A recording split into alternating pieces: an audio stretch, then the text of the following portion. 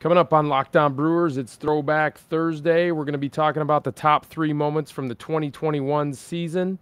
Stay tuned to find out what they are. Also, we're going to see who the Brewers added to the minor league portion of the Rule 5 draft. Someone near and dear to my heart, a fellow Eagle. Stay tuned to find out who. You are listening to Locked On Brewers.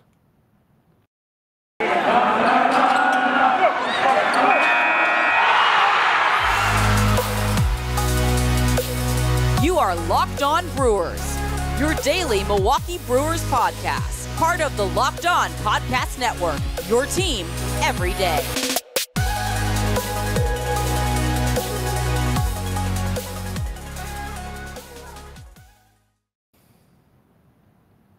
Hey, and welcome back, all you cheesers, to Locked On Brewers, brought to you by the Locked On Brewers Podcast Network, talking about your favorite teams every day. I am Vinny Rottino. You can follow me on Twitter at Vinny Rottino.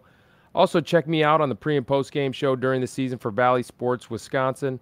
Also, make sure you follow at Locked On Brewers on Twitter and subscribe to the Locked On Brewers podcast, wherever you get your podcast. And thanks for making Locked On Brewers your first listen every day. We post episodes daily, 5 days a week, Monday through Friday, and we are free and available on all platforms. Coming to you from the basement, coming from my wife's holiday Christmas party is what I'm coming to you from. Coolest setting ever was in a men's club in Racine. It was over 100 years old, 1892 men's club. Never knew it existed. It was something out of a mafia movie, really, on the 5th floor of a building in downtown Racine. I don't think many people know this place exists, but my wife's holiday Christmas party is where we were tonight, so I'm recording this late on Wednesday night. Should be posted on Thursday morning, but yeah, so holiday Christmas party for Maggie Rottino's real estate agent, First Weber. I mean, so look, got to give her a follow.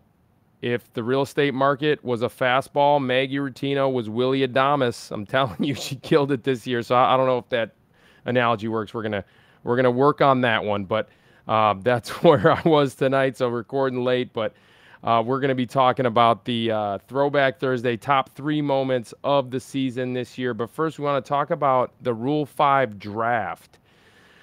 Talk a little bit and explain a little bit about the Rule 5 draft, what it is. It's one of my favorite things to cover, one of my favorite things to break down and analyze in baseball. I love the Rule 5 draft. What it is, it gives players an opportunity to get picked up by another team if they're not placed on the 40-man roster after a period of time. So this year is a little bit different. Usually there's a major league portion of the Rule 5 draft, but that is obviously on hold because of the lockout.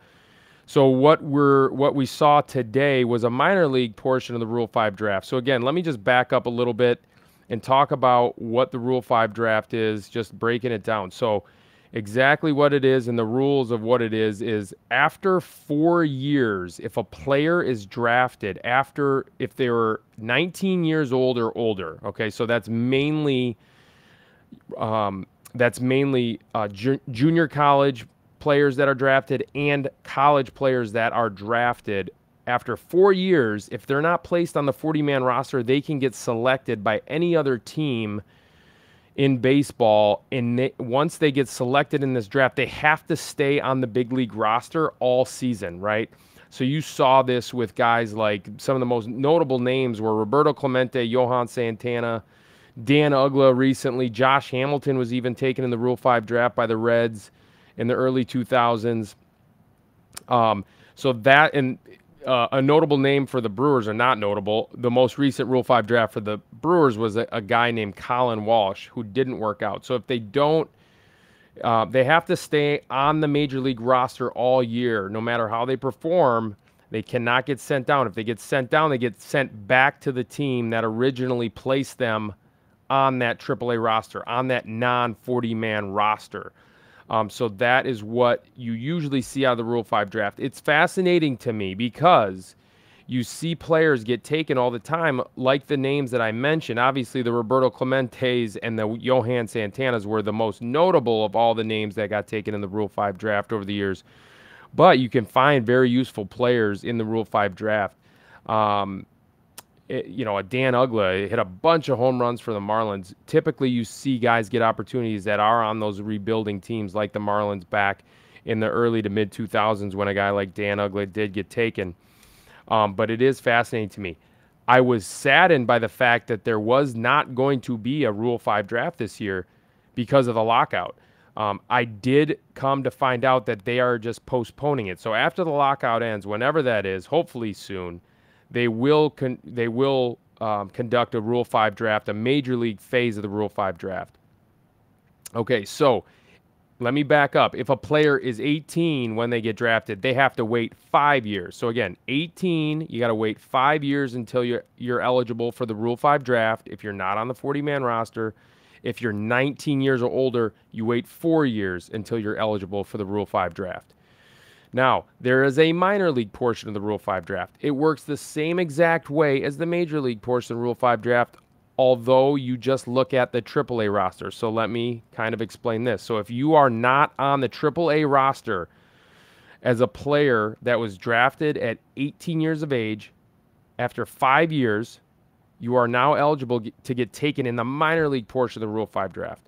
If you are 19 years old when you originally got drafted, you wait 4 years. So the same exact rules apply in terms of age. However, if you are not on the AAA roster, you are eligible to get taken in the minor league portion of Rule 5 draft. I know this is kind of complicated.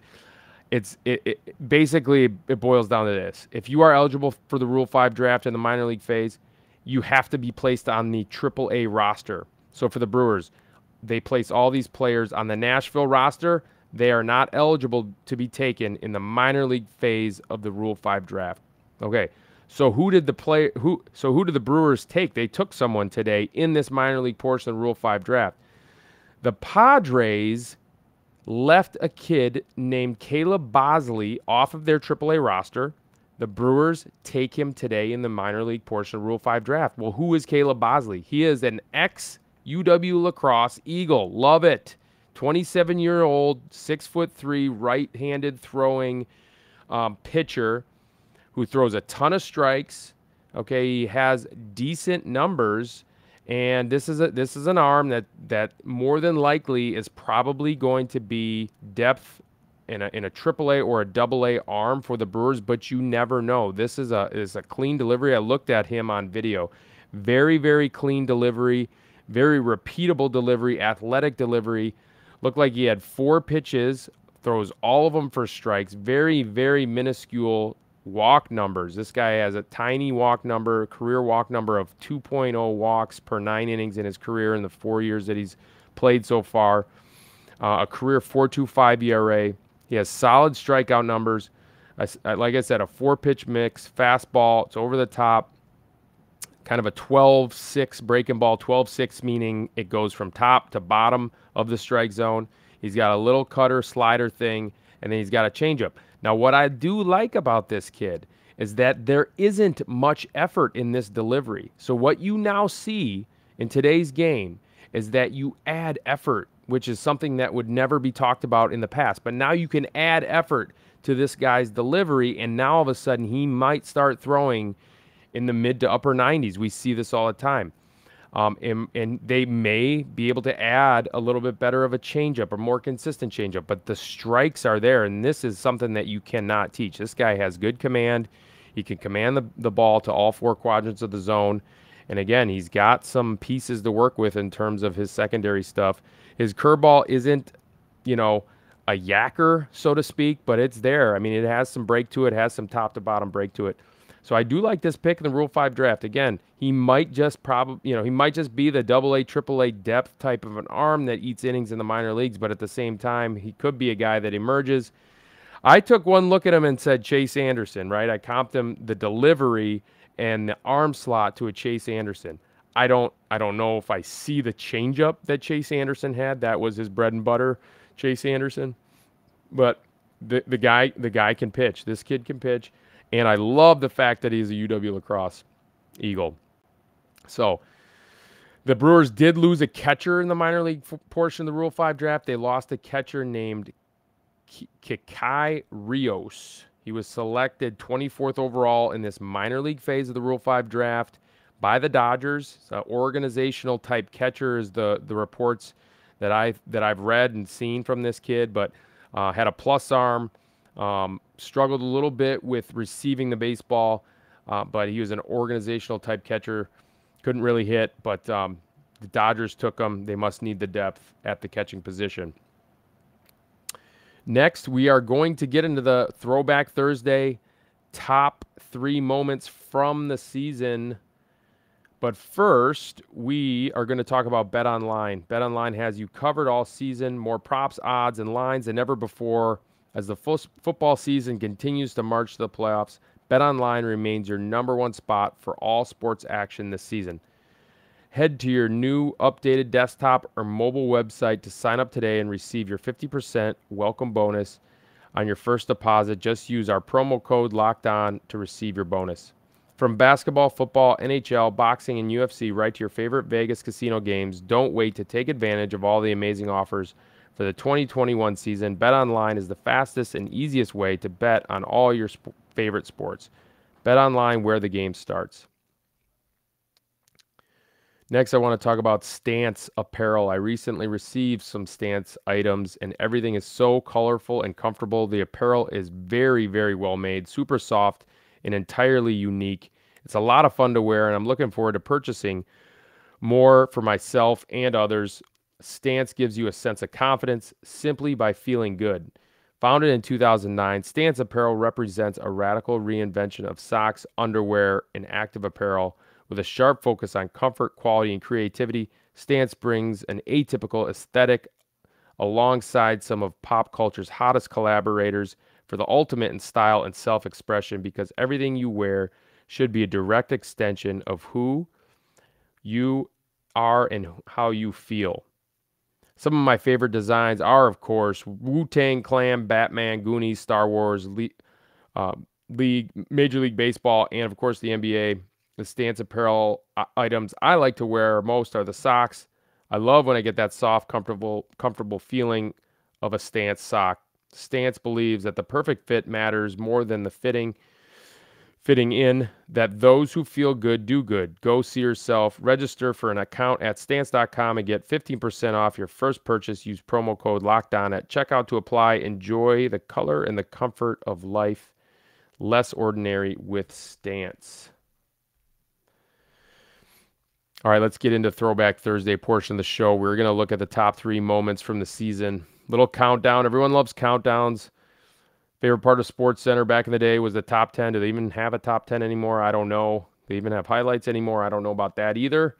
But we're going to give you a top 3 countdown of the best moments of the season for me. Daniel Vogelbach's walk-off grand slam is number 3 for me, right? So this is called the Ultimate Grand Slam.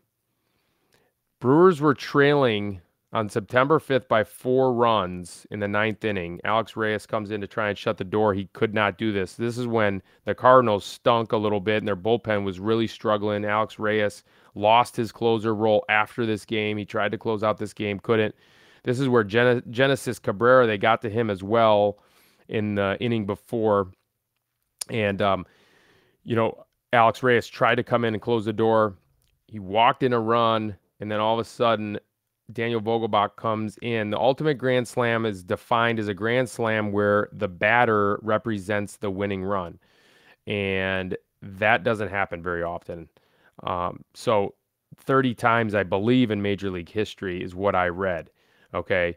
So there was no bigger moment than this at this point in the season for me, right? Because the Brewers, if you look at the schedule and how it played out, and we'll talk about this a little bit more as we get into the last highlight, top moment for me, but I don't want to spoiler alert there, but I don't want to give it away. But this was this idea where they won this game. It's not as if the Brewers' season was in question by any means, but they were playing just okay baseball against the St. Louis Cardinals. They lost a big game to the San Francisco Giants the night before, right? And so it's not as if the season was in jeopardy by any means, and their lead was in jeopardy by any means. But this was an indication of how the Brewers played all season long. They never gave up every single game, and Craig Counsell is to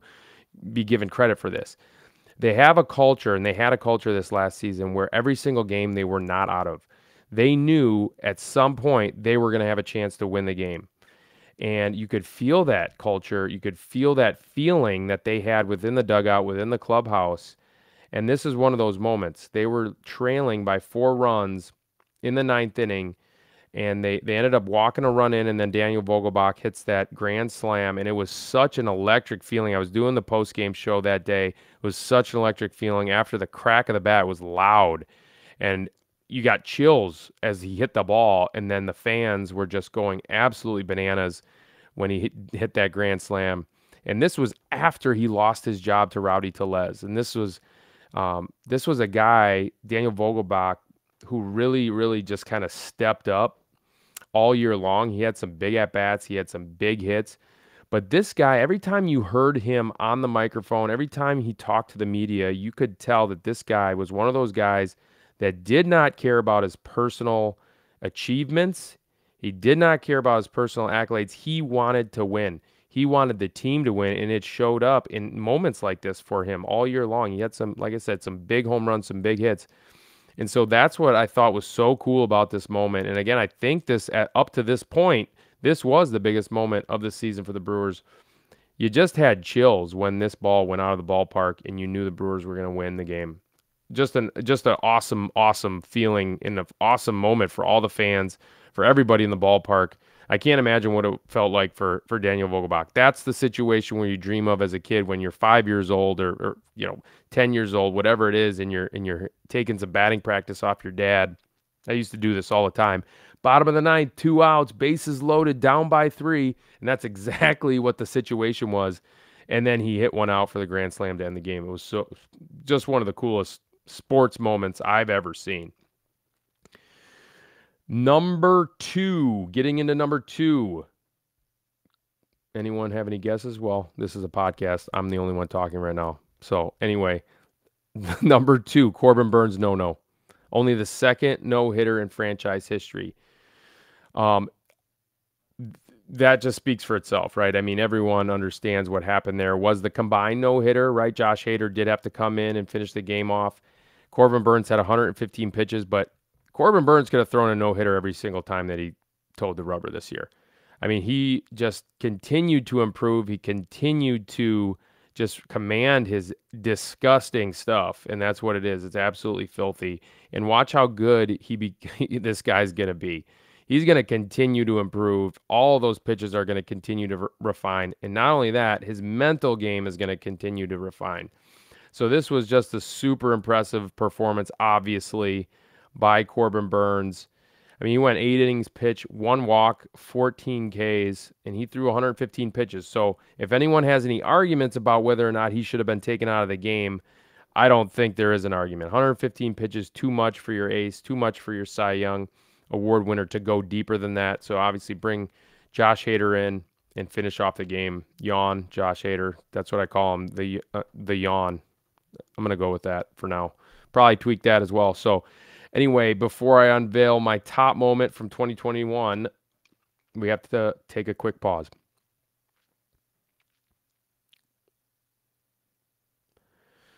All right, the top moment from 2021. Let's see what it is. Little suspense here. All right, I'm going to tell you. Brewers clinching the NL Central. That's my number 1 moment. So why is that such a big deal? It's because of the situation that the Brewers kind of put themselves in that homestand, right? So they have not clinched a playoff berth in front of their home fans, I think, in the history of the franchise. Someone call me on that, but I think that's right. So they clinched the playoffs in front of their home fans. They had 6 days to do it, right? So they had a magic number of 5 with 9-game homestand. Sorry, a 10-game homestand. 3 against the Cubs, then 4 against St. Louis, who was in the midst of a 17-game winning streak, and then 3 against the Mets. Then they had a day off. Then they went on the road to St. Louis for 3 more, who again was in the midst of a 17-game winning streak. And then they had 3 against the league's best team, the LA Dodgers. Okay, so they had 9 games at home. Sorry, again, 10 games at home with a magic number of 5. So no problem, right? Well, they beat the Cubs twice, so now their magic number's down to 3. Then they get swept at home against St. Louis, the hottest team since the 27 Yankees, right? I mean, they couldn't lose. Everyone remembers their September. So they got swept by the St. Louis Cardinals, lost 4 in a row. Then all of a sudden, the Mets come into town with a magic number of 3. And again, chasing them down is the St. Louis Cardinals. The Brewers, I'm sorry, at this point, I am nervous about the St. Louis Cardinals coming back, beating the Brewers not winning another game, losing all 3 to the Dodgers at the end, because remember, the Dodgers had something to play for because the Dodgers were in a playoff pennant race against the San Francisco Giants. So there was a lot at stake here. They had the magic number of 3. They had 3 games left at home, 9 total games left in the season. They had to play the Mets, and they come out and they sweep the Mets. They took care of business. They did what they had to do. After losing 5 in a row with the Cardinals chasing them down, this was a gutsy performance. Even though the Mets were terrible in September, they beat the Mets 3 in a row with a magic number of 3 to clinch in front of the home fans. I thought that was the highlight of the season for the Brewers. Okay. They got a chance to clinch in front of the home fans, which, again, they haven't ever really, again, I don't think they've done. And then the confetti falls. It was like a blizzard inside of AmFam Field on a 60 to 70-degree day with all the confetti, the fans going bananas. It was just a really cool day. It was a really cool moment for the fans, for the city. And again, I think everyone had aspirations of winning the World Series from there, and obviously didn't work out. But it was just a really cool kind of cap to the season, a really cool season, a really good season for the Brewers fans. And, there's more to come. There's more to come of this for this team, for this city, and for the fans of this great team. This is a great team. This is a team with the best starting pitching in the league. You got Josh Hader still. You got a formidable lineup. There's going to be pieces that they add over the course of the season, just like they do every season. So this moment was the best of 2021. And just because it didn't work out, that they didn't win the World Series, I look back to that moment of them clinching the NL Central. I see more of those to come. That's what I see. So anyway, that's the top 3 moments on this Throwback Thursday. And so that'll do it for this episode of Locked On Brewers. Be sure to follow us on Twitter at Locked On Brewers, and you can follow me at Vinny Rottino. And also make sure you subscribe to the Locked On Brewers podcast wherever you get your podcasts, and we'll talk to you next time.